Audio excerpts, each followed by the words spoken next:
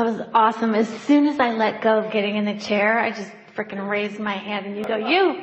It was perfect. You mean when you stopped thinking about not being in the chair? Right.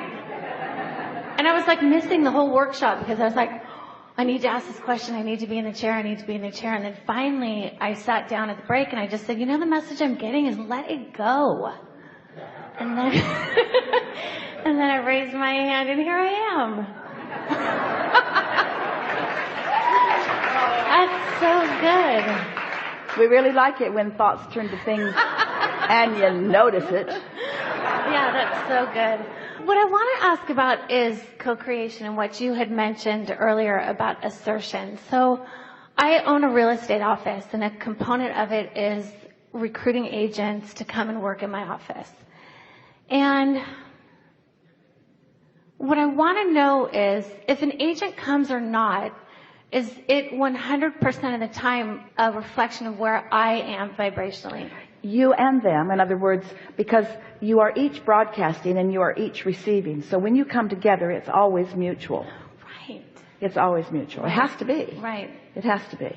So I can meet with an agent and it's like a house on fire. Like there's a connection and there's a lot of excitement and I can feel it's real. And my belief in my ability to support them or love them in that moment or wherever it is, we're both going. Like I can feel a real connection. And sometimes they'll leave, and there won't be an agreement. Or even sometimes there is a verbal agreement that they will come to work in my office. And then they'll leave. And is it my vibration that wanes? Is that when the doubt creeps in? And once they're gone, I'm not physically with them. I lose that connection? Well, rather than trying to figure out what went wrong, in a sense, instead, if you can say things are always working out for me. And if you can say things such as, whenever anyone comes, they come in response to our mutual vibration. And whenever anyone goes, they leave in response to our mutual vibration. Law of attraction is really a powerful thing in all of that. But there's something that we want to bring to the forefront here. And that is that it's always the case, but it's especially notable when you are interacting with other people. Because you know that you can't vibrate for them. You know that you can't create in their reality in the sense that you can't see their receptive mode. You can't be their path of least resistance. You know that feeling of buyer's remorse? Where you felt really hot on an idea and it just seemed like the best idea and then you moved forward with it and then it wasn't the best idea. So let's weave that into what we're talking about here, because it may sound like what we're saying is you were in the receptive mode and then you weren't in the receptive mode, which is exactly what we want to say. In other words, what buyer's remorse is finding the feeling of desire, finding the vision, finding the desire, but then not being secure enough in it to maintain it. So sometimes what happens is someone will come to you because you are for a moment there, or more there in a stronger way. It's amped up in a stronger way for you and for them. And so you meet, but maybe neither one of you are really stable there. And so the relationship doesn't continue. That house of fire sort of indicates that it was a strong blast, even an unusual blast. And that's what we most want to call your attention to, because we want you to realize that once you're in the receptive mode, that the way it feels is like the next logical step. It doesn't feel like chaos, and it doesn't feel like something big, and it doesn't feel astonishing. It just feels like the next logical, wonderful progression of a thought. So we wouldn't spend too much time trying to figure out what part anyone else is playing in our co-creations, because law of attraction is already figuring that out.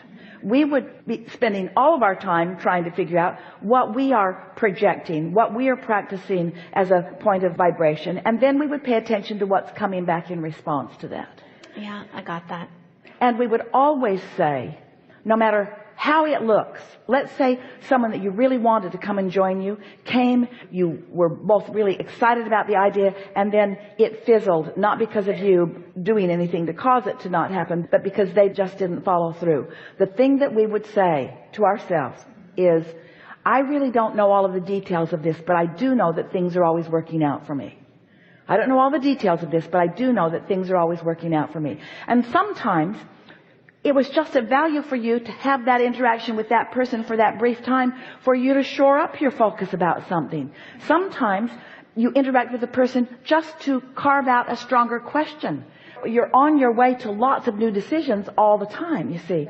Don't try to make everything come to a full fruition. Don't try to see down the road. Just keep heading down the road. Don't try to figure out every turn that you're going to make. Just enjoy the movement where it is and feel the soothing of it. I don't know what the reason for that is, but I do know that things are always working out for me. I don't know why I got stopped by the policeman, but I do know that things are always working out for me. I don't know all of the components of that, but I do know that things are always working out for me. And then as you acknowledge that things are always looking out for you, then you're able to identify the questions that life is causing you to ask that the universe is bringing the answers to.